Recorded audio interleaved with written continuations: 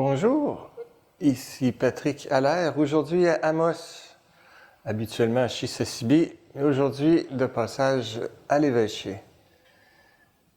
Merci de nous suivre sur notre chaîne. Aujourd'hui, nous réfléchirons sur l'Évangile de Jésus-Christ selon Saint Matthieu au chapitre 5. Tu es parole de vie, tu es la source d'amour, oh Jésus-Christ, mon bon pasteur.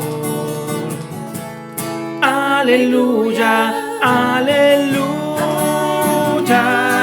Alléluia, Alléluia. Gloire à toi, ô Seigneur. Jésus disait à ses disciples, « Je vous le dis, si votre justice ne dépasse pas celle des scribes et des pharisiens, vous n'entrerez pas dans le royaume des cieux. Vous avez appris qu'il a été dit aux anciens, « Tu ne commettras pas de meurtre. » Et si quelqu'un commet un meurtre, il devra passer en jugement. Eh bien, moi, je vous dis, tout homme qui se met en colère contre son frère devra passer en jugement. Si quelqu'un insulte son frère, il devra passer devant le tribunal. Si quelqu'un le traite de fou, il sera passible de la géhenne de feu. Donc, lorsque tu vas présenter ton offrande à l'autel, si là tu te souviens que ton frère a quelque chose contre toi, laisse ton offrande là devant l'autel, va d'abord te réconcilier avec ton frère et ensuite viens présenter ton offrande. Mets-toi vite d'accord avec ton adversaire pendant que tu es en chemin avec lui pour éviter que ton adversaire ne te juge, que ton adversaire ne te livre au juge, le juge aux gardes et qu'on ne te jette en prison. Amen, je te le dis, tu n'en sortiras pas avant d'avoir payé jusqu'au dernier sou. Alléluia, Alléluia, Alléluia, Alléluia. Gloire à toi, ô Seigneur.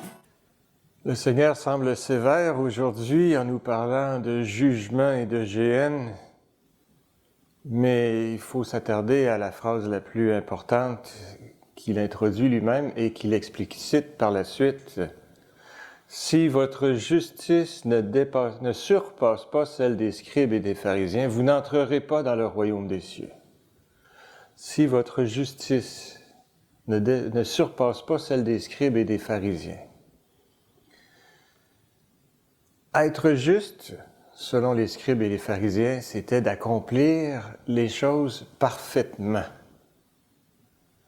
Or, Jésus nous invite non pas à la perfection de l'acte, mais à la compromission totale du cœur. Le résultat avec Jésus peut être tout croche, en autant que nous y ayons mis tout notre cœur, c'est là l'important. Ça explique, ou ça illustre assez facilement la deuxième partie, alors que Jésus parle du sacrifice. Si tu as quelque chose contre ton frère, laisse faire le sacrifice, va régler tes choses avec ton frère. Rappelez-vous ce que Jésus nous dit ailleurs aussi. Ce que vous avez fait à l'un de mes frères, à l'un ou l'autre des petits qui sont les miens, c'est à moi aussi que vous l'avez fait. Ce que vous n'avez pas fait à l'un de ces petits qui sont les miens, à moi non plus, vous ne l'avez pas fait.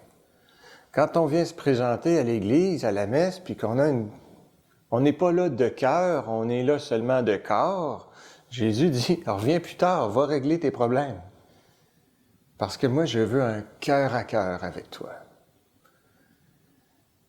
Le Seigneur veut une rencontre vraie, une rencontre honnête, non voilée par des soucis extérieurs, non voilée par des pardons à accorder ou à recevoir. Le Seigneur veut nous rencontrer dans la vérité.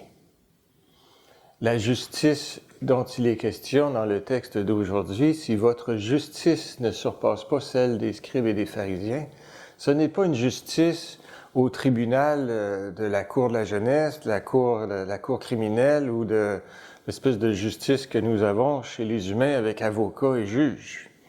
La justice, c'est de s'ajuster.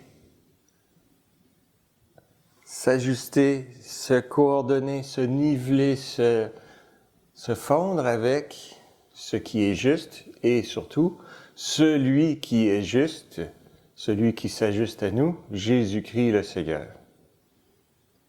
Comme lui se donne sans compter, comme lui se donne, on le voit derrière moi, en implorant son Père,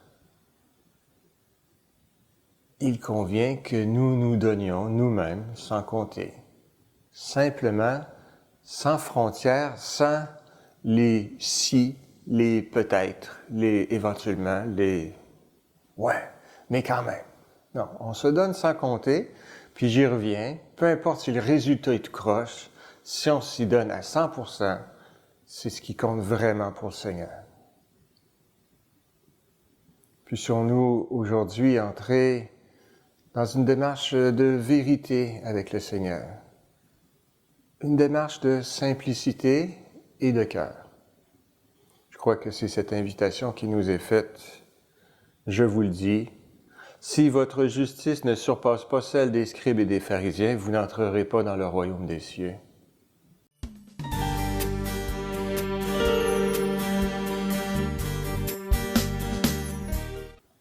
Prions avec les saints et les saintes, et particulièrement ceux que nous pouvons voir derrière moi ici, Marie et Joseph, des humbles de cœur, qui ont accueilli la parole de Dieu, qui ont accueilli Jésus-Christ dans leur vie.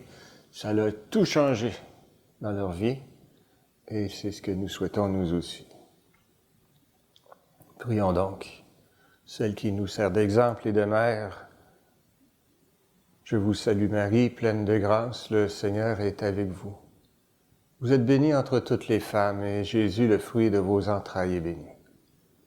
Sainte Marie, Mère de Dieu, priez pour nous pécheurs, maintenant et à l'heure de notre mort. Amen. Que le Seigneur vous accorde sa bénédiction, qu'il vous emplisse de son Esprit Saint pour que vous puissiez accueillir, d'être ajustés au Seigneur selon sa volonté et sa grâce, au nom du Père et du Fils et du Saint-Esprit. Amen.